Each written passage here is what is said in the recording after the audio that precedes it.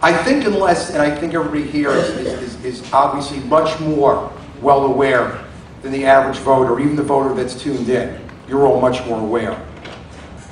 So unless you've missed TV for the last 2 days, I can say at least at this moment we have a gift. The gift is Mitt Romney. Oh, yes. Now, I'm not sure it's a gift that keeps giving, and I want to presume it will not be. But let's talk about that for a couple of minutes. And I say that not only because it's interesting, but because I need all of you, when you leave this meeting, to talk about it wherever you go.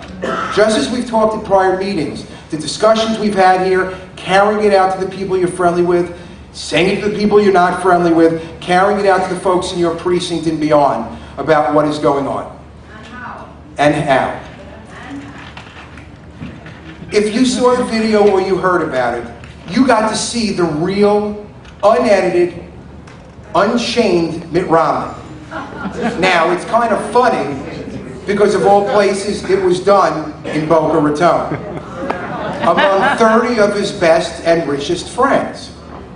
Incidentally, the tab for that, does anybody know what the tab per person for that was? I think it was 50. It was $50,000 a person. So in that little lunch, he got good value, raised at least $1.5 million. What value he didn't get was not knowing the things he said, that he never said in public, were eventually going to be public, to let you see the real unedited Mitt Romney. Now the problem with this, for the Romney campaign, is the fact that all the things we've been saying all along about who Mitt Romney is, about the narrative. Was that a phone? I don't know if that was an editorial comment. I got nervous. Especially that sounded like a tune from Clint Eastwood. So unless you want me to start to talk to an empty chair over here, which I'll be happy to do, I got very nervous. Close encounters of the third kind. Mitt Romney from outer space. Let's talk about Mitt for a couple of minutes, and then talk about the larger campaign. The problem that Mitt Romney has now is it reaffirms the narrative of who we've been saying all along who he is. It's not that he's a rich guy, which he is, because that's fine. That's what America is about. It's the fact that he masquerades as someone who understands anybody else who's not rich. Whether they're poor, whether they're middle class, whether they're struggling. The myth was, as they tried to portray in their convention why they didn't get the bounds that the Democratic convention got, is because he really has no comprehension of the average day-to-day person's problems. He doesn't understand the middle class. He doesn't understand anybody but his friends. And the problem is listening to the words he said. Listening to those words. Listening not only what he said, but the tone and the location and who he said it to. He said that 47%, or almost half the people in this country, don't matter to him. That's what he said. He said because they are playing the role of victims. I don't think any of us here are victims. I don't think the overall majority of American people are victims. That's not our DNA. Our DNA is to fight, to work hard, to try to advance, and if possible, try to have a better life for our children and grandchildren. That's who we are. That is not the America Mitt Romney lives in. America he lives in, as the conservative columnist for the New York Times said today, is Mitt Romney's own country club fantasy. That is the term.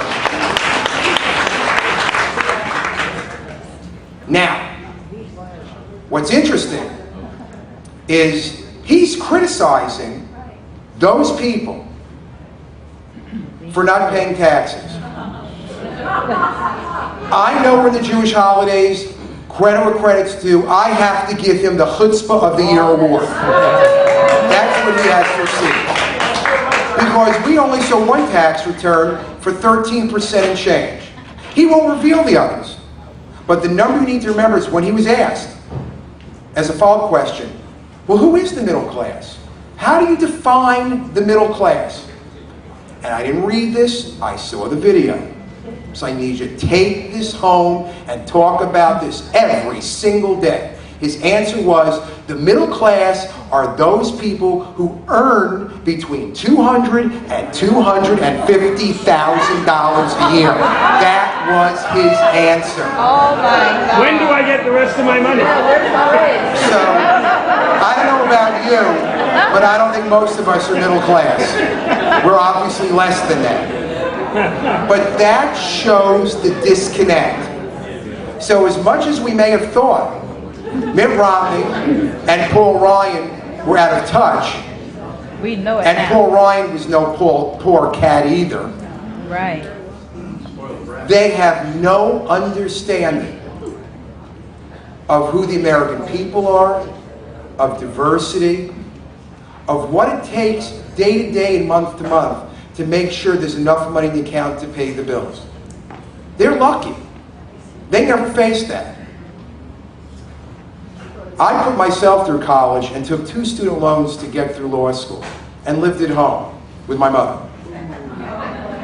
That wasn't easy for her and it wasn't easy for me. But I can tell you that I don't regret those things. But those are foreign examples to this crew, to this group, to this gang, and especially to Mitt Romney. Our job is to go out there and talk about it every single day. Talk about how he defines the middle class economically with his 200,000 plus, which is not from another planet, it's from another solar system. This race will be decided by inches. And that is exactly why we are here tonight and why many of us come every single month. We are now, or will be, and I appreciate all the new folks. I would ask, if I could, all the people who were just elected to become new precinct committee people who came tonight, technically don't take office till December, but we've asked everybody to participate immediately because of the need being so great. I'd ask all the new precinct committee people to please rise for a minute. All the new people.